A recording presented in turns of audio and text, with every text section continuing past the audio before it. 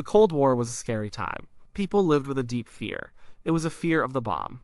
Everyone knew about nuclear bombs. They knew these bombs were real. They could end everything. Governments spent a lot of money on these bombs. They built many of them. They put them on planes. They put them in missiles. It was a constant readiness. This readiness meant bombs were always moving. Military planes flew with them. They flew all the time. Sometimes these were training flights. Sometimes they were patrols. The planes carried powerful weapons. These weapons were for a war that everyone hoped would never come. But the threat was always there. So the planes flew. One such plane was a B-47 bomber. It was a fast plane. It was built for long flights. It could carry nuclear weapons. These planes were often flying over America. They flew over towns. They flew over farms. Most people didn't think about it much. They just knew the military was doing its job. They trusted the system, but trust can be broken. Accidents happen, even with the most dangerous things. Even with nuclear bombs. This is a story about one of those accidents. It happened in South Carolina, a small place called Mars Bluff.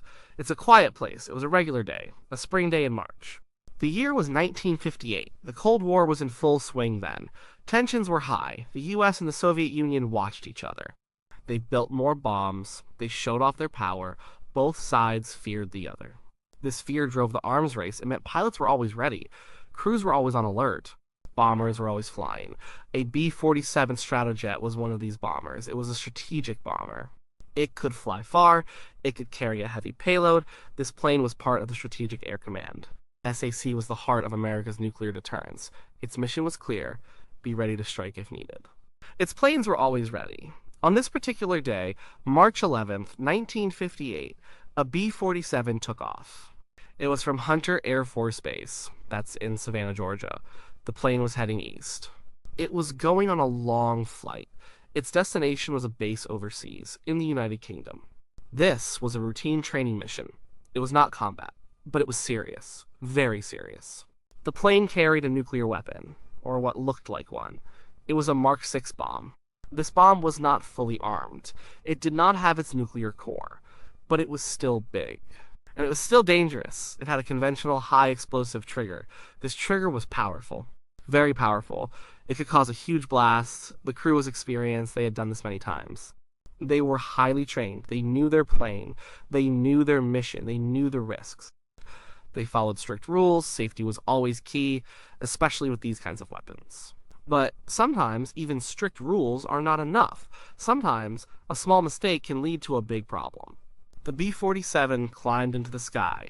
It flew over the Atlantic coast. It flew over farms and forests. People below lived their lives. They had no idea.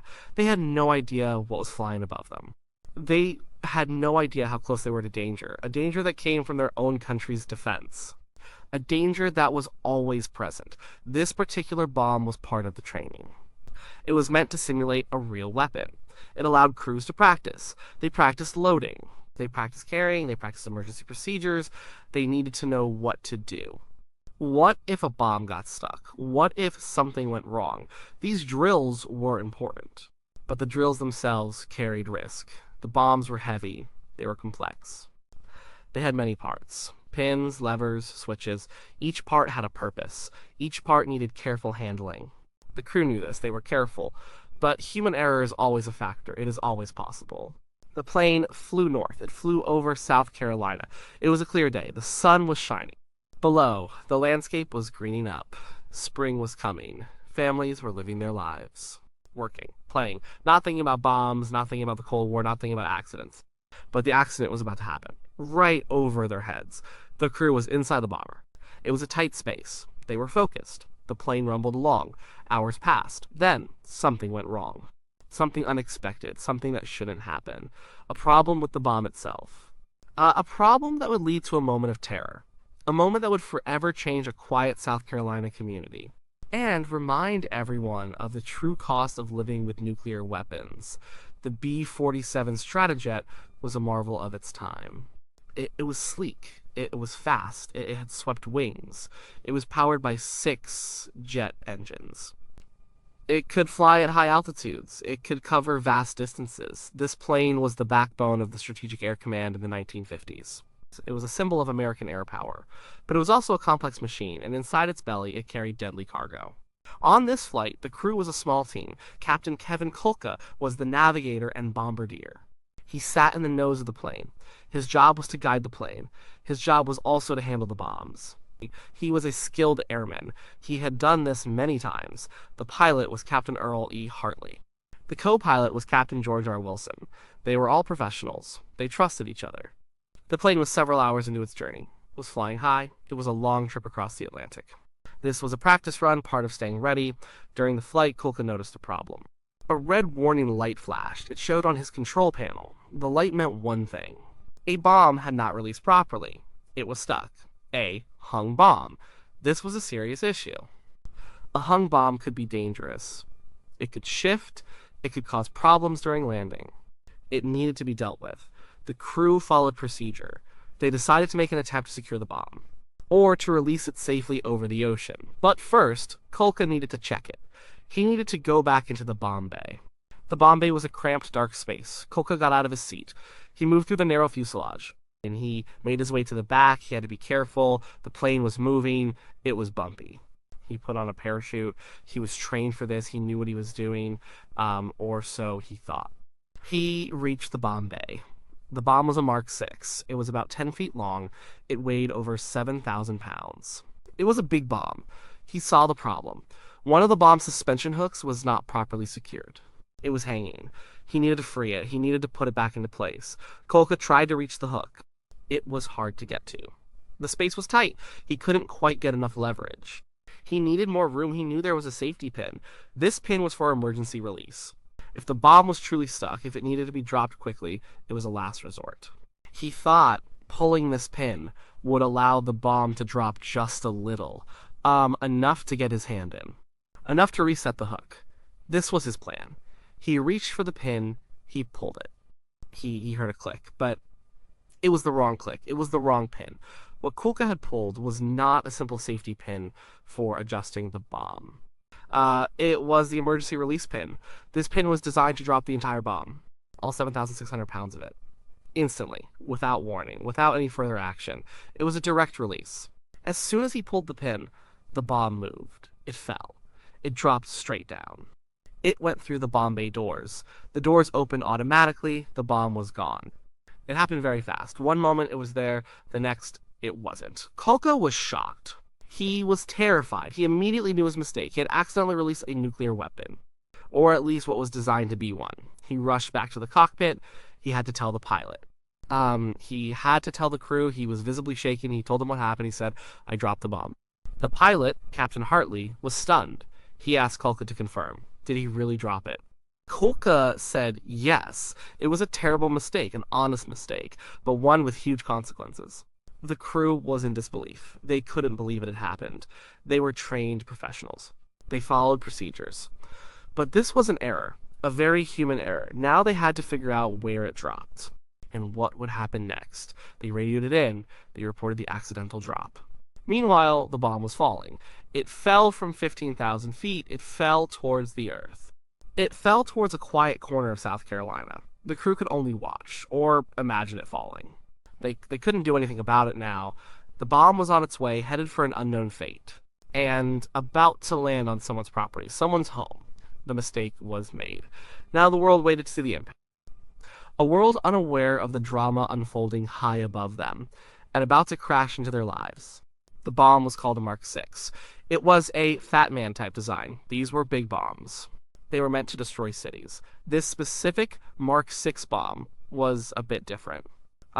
It was a training bomb. That means it did not have its nuclear core. A nuclear core is the part that causes the atomic explosion. It was not loaded with the fissile material, so it would not cause a nuclear blast. That was a huge relief, a very lucky thing for everyone, but it was still a powerful weapon. Even without the nuclear core, it had a lot of conventional explosive. This was the detonator part. It was meant to start the nuclear chain reaction. This conventional explosive was still very strong. It was enough to cause a large blast. It weighed several thousand pounds. This was not a small firecracker. It was a serious amount of explosive. The bomb fell for several minutes. It fell from 15,000 feet. It gained speed. It whistled through the air. It was a silent, deadly projectile from the sky. No one on the ground saw it coming. No one heard it until the very end. It was just another normal day in Mars Bluff. The Gregg family lived on a farm there. Walter Gregg was home. He was 36 years old. His wife Effie was also home. She was 38. Their children were there too. Little Walter was 9. Helen was 14, Ella Mae was 16, Peggy Ann was 17. They were inside their house. It was a simple farmhouse. They were just going about their day. It was around 4:30 in the afternoon. The children were playing. Effie was in the kitchen. Walter was reading. They heard a loud noise, a whistling sound. It got louder. It was coming fast. They didn't know what it was. It sounded like a jet, but much, much closer. Then, a huge explosion. The bomb hit the ground. It landed right in their yard. About 20 feet from their front door, it slammed into the earth. It created a giant crater. The crater was about 35 feet deep. It was 70 feet wide. It was a massive hole in their yard. And the bomb exploded. The conventional explosives went off. The blast was enormous. It was like nothing they had ever experienced. The ground shook violently. Their house was lifted off its foundation. It was shattered. The roof collapsed, walls crumbled, windows blew out, debris flew everywhere. Wood, glass, dirt. It was chaos. It was pure destruction. The explosion made a huge sound. A thunderous roar. People miles away heard it. They felt the ground shake. They saw a mushroom cloud. Not a nuclear mushroom cloud, but a mushroom cloud of dirt and smoke. It rose high into the sky. It was a sign of great power, a sign of something terrible happening. Inside the house, the Gregg family was thrown around. They were hurt, but they were alive. It was a miracle. Walter Gregg was knocked unconscious. He had a cut on his head. Effie was thrown against a wall. She had cuts and bruises. The children were also hurt. Minor injuries, cuts, scrapes. They were all shocked. They were dazed. They crawled out of the wreckage. They were covered in dust. They were confused. They couldn't believe what happened. Their home was gone. Their yard was a giant hole. It was like a bomb had hit them. Because a bomb had hit them, neighbors saw the smoke. They heard the blast. They rushed over. They couldn't believe their eyes. A huge crater. A destroyed house. The Gregg family, dazed and bleeding. People wondered what it was. What kind of bomb? Was it an attack? Was it the Russians? Fear spread quickly. The military quickly learned the location. The crew had reported the drop. They knew roughly where it fell. Soon, military personnel were on their way. They had to secure the site. They had to figure out exactly what happened. They had to calm the public. But for the Gregg family, their world had been turned upside down. Their quiet farm life was gone, replaced by a scene of utter destruction, all because of a single accidental pull of a pin. A mistake that brought the Cold War directly to their doorstep. The military response was fast. As soon as the B-47 crew reported the accidental drop, alarms went off. High-level officials were notified. An immediate investigation began. They knew a Mark 6 bomb, even a training one, had hit U.S. soil.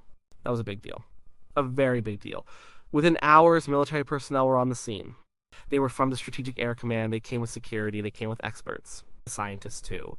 They sealed off the area. They made sure no one else got close. The site was a mess. The crater was huge. The Gregg house was destroyed. The first thing they did was check for radiation. They wanted to be sure that the bomb hadn't somehow gone nuclear, even though it wasn't supposed to. They knew the core wasn't loaded, but with nuclear weapons, you never know. It's always best to check. The test came back clean. No radiation. That was a huge relief, a truly massive relief for everyone. Then they had to deal with the Gregg family. Walter Gregg and his family were taken to a hospital. Their injuries were not life-threatening, but they were still hurt, and they were in shock. Their home was gone. Their lives were upended. The military had to explain what happened. Explain why it happened. The Air Force issued a statement. They said it was an accident. A nuclear device had been dropped, but they stressed it was deactivated. No nuclear material was present. They wanted to calm fears. They wanted to reassure the public. But saying nuclear device still sounded scary. It still made people nervous. News of the incident spread quickly. It was big news. A nuclear bomb, even a training one, dropped on American soil. This was unheard of. It showed the dangers of the Cold War. It showed the risks of having these weapons. Even when trying to be safe, the Gregg family's story became national news. They were the victims. They had lost their home. They had been hurt. They had experienced something terrible. People fell for them. They wondered what would happen next. Who was responsible? Would they be compensated? The Air Force quickly offered to help the Gregg family. They provided temporary housing, they gave them money for immediate needs, and they started discussions about compensation. They admitted their fault. They accepted responsibility. They had to. The evidence was clear. A giant hole in a family's yard, a destroyed home. Walter Gregg pursued legal action. He wanted to be fairly compensated for his property, for his family's injuries, for their trauma. It was a long process. Lawyers were involved. Negotiations took time. The government wanted to settle. They didn't want a big public trial. It would draw more attention to the incident, more negative attention. Eventually, the Gregg family settled with the U.S. government. They received $54,000. This was a lot of money back then. It was enough to rebuild their home. It was enough to cover medical costs. It was enough to start over. It was not easy money.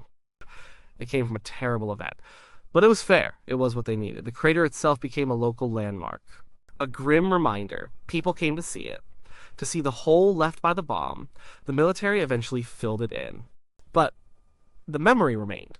The memory of the day the bomb fell on Mars Bluff. The day the Cold War came home.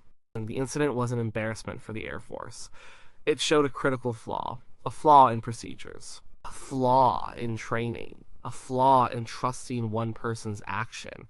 It highlighted the fragility of nuclear safety. It forced them to reevaluate everything, to make sure it never happened again, or at least to try their best to prevent it. It was a wake-up call for the military and for the nation. The Mars Bluff accident was a big deal. It made people think. It made the military act. They had to learn from it. They had to make changes. This kind of mistake could not happen again, not with something so dangerous. One of the main changes was in safety protocols. How bombs were handled, how they were stored, how they were armed and disarmed. All these procedures were reviewed. They were tightened. Rules became stricter. The idea was to create more layers of safety. More checks and balances. So one person's mistake couldn't lead to such a huge problem. For example, the pins used on bombs were changed. They were made different. So a crew member couldn't confuse an emergency release pin with a maintenance pin. They were color-coded, they were shaped differently. It sounds simple, but these simple changes could prevent another disaster. Our training was also updated. Crews received more detailed instructions. They practiced these new procedures. They had to understand every step, every risk. The incident also drew attention to broken arrows. That's the military term. It means an accident involving a nuclear weapon. It could be a dropped bomb. It could be a lost bomb. It could be an accidental detonation. Mars Bluff was a broken arrow. It was a serious one. These events showed the real-world risks. Risks beyond just war. Risks from daily operations. The public learned more about these risks. They heard about other incidents. Some bombs were lost at sea. Some planes crashed with nuclear weapons aboard. These events were scary. They made people question things. How safe were these weapons really? Was the system too risky? For the Gregg family, life went on. They rebuilt their home. They tried to move past it. But you don't forget something like that. Not ever. Walter Gregg would often talk about it. He would show the spot where the bomb hit. It became part of their family story. A very dramatic part. It marked them. It marked their land. The Mars Bluff community also remembered. It became a piece of their history. The day the bomb almost wiped them out. But didn't. They were lucky. They knew that. It wasn't a nuclear blast. That was the key. If it had been a live bomb, Mars Bluff would be gone. A radioactive wasteland. The thought was terrifying. This accident reinforced a big lesson.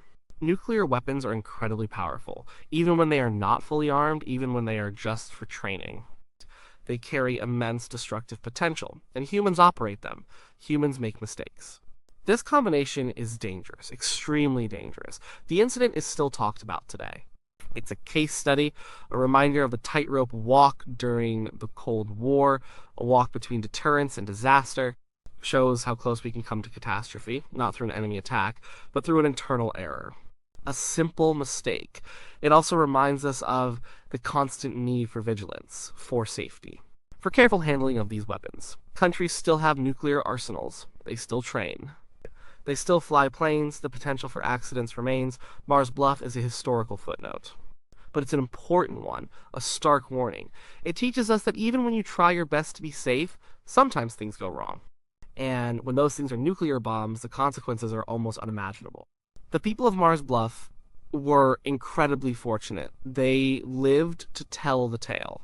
a tale of a nuclear bomb falling from the sky and exploding in their yard, not with a blinding flash of atomic fire, but with a conventional boom that still shook their world, a world that then quietly but firmly vowed to learn from this terrifying accidental encounter with the power of the atom.